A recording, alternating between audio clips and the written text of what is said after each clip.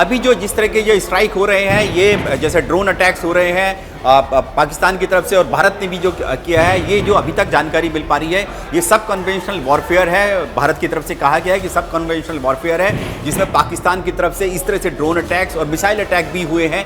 ये जानकारी जो कल मिली थी, लेकिन आज एक बार फिर से ये ड्रोन अटैक किए गए हैं पाकिस्तान की तरफ से। और ऐसे समय में प्रतिभा ये ड्रोन अटैक्स किए गए हैं जब खुद प्रधानमंत्री नरेंद्र मोदी, रक्षा मंत्री राजनाथ सिंह, NS अजीत डोवाल और सेना के तीनों प्रमुखों के साथ मीटिंग कर रहे थे 7 LKM में, और उसी दौरान ये अटैक्स होते हैं। तो अब यहाँ से देखना है कि भारत की क्या रणनीति होती है। प्रधानमंत्री नरेंद्र मोदी ने क्या रणनीति बनाने के लिए, किस तरह से जवाबी कार्रवाई करने के लिए CDS को, तीनों सेना प्रमुखों को और NSA को निर्देश दिए हैं कि आखिरकार किस तरह से पाकिस्तान से निपटा जाए, जो बार बार देखिए 24 घंटे के अंदर दूसरी बार ड्रोन अटैक पाकिस्तान की तरफ से हुए हैं।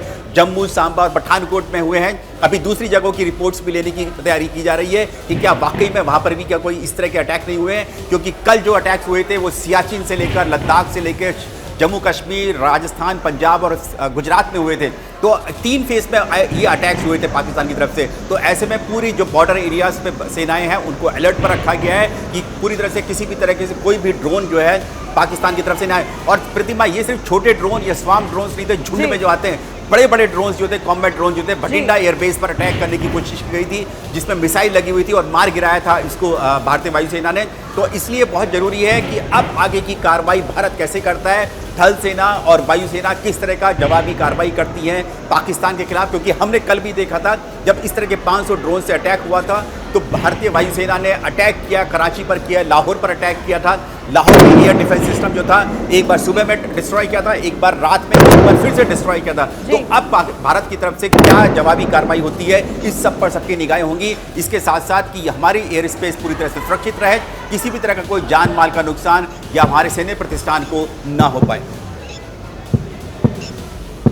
बिल्कुल। और अब जैसी कि जानकारी मिल रही है, हमें मिल रही है कि सेना की तरफ से कहा गया है कि पता किया जा रहा है कि आखिरकार और किन किन सेक्टर में क्या वहाँ पर भी अटैक करने की कोशिश की गई। और अगर ऐसा अब जितनी भी एयर डिफेंस सिस्टम है उन सबको अलर्ट मोड पर रखा गया है कि कोई भी किसी भी तरह का ड्रोन जो है वो भारत की ज़मीन पर नहीं आना चाहिए।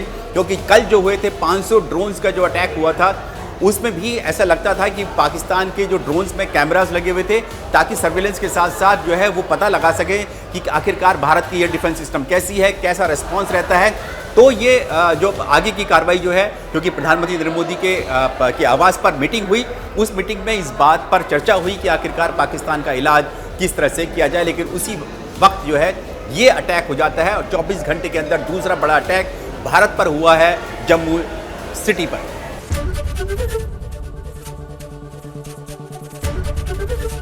ABP गंगा, खबर आपकी, जुबान आपकी।